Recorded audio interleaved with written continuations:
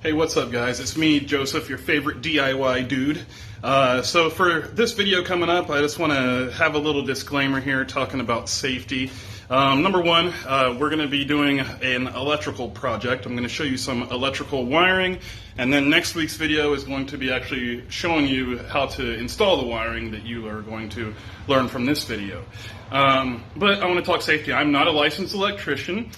This is purely for entertainment purposes. Please, before you guys do any DIY projects like this, make sure that you do all your research first and consult any professionals that you need to make sure that you are doing these projects safely and not going to mess something up that might burn your house down.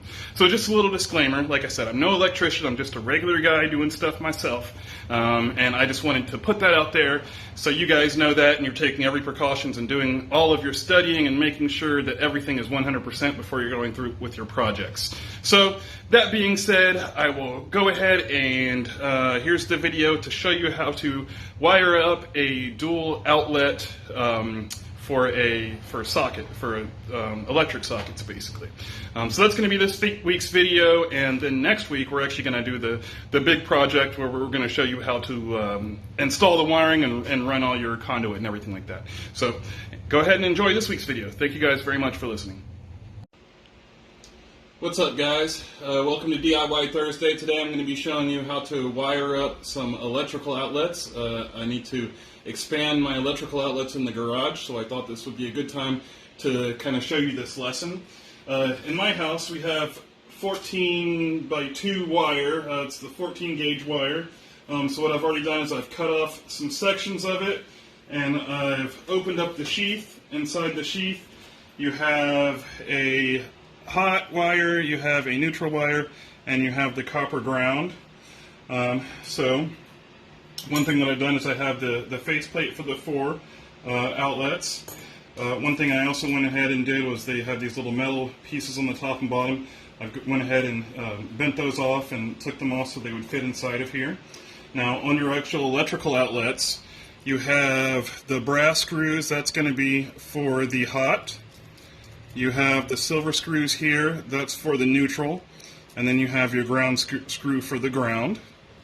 Now when you make your pigtails on these, you want to put a little hook in there, and like I said, the negative is going to go on the copper.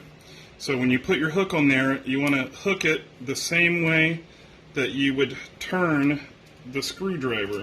And let me open that up a little bit. You want to hook it on there the same way that it turns, so that way it tightens.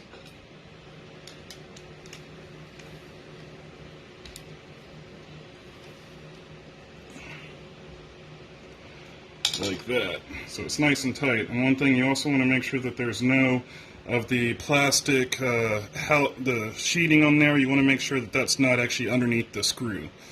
So now that we've done that with the hot, we want to do the same thing with our neutral on this side.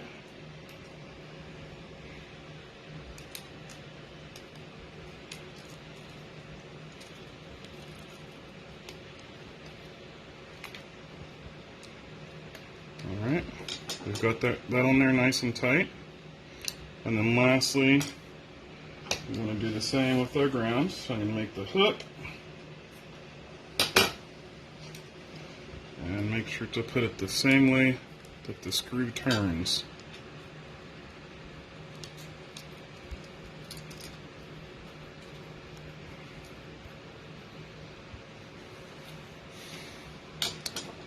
So just like that. So one thing I like to do is just to make a quick check to make sure that we actually did it correctly. So we have the white neutral to the silver screw. We have the brass to the ground. And we have the hot wire to the brass screw. So that looks all good. Our last step is just adding it to the plate, like so.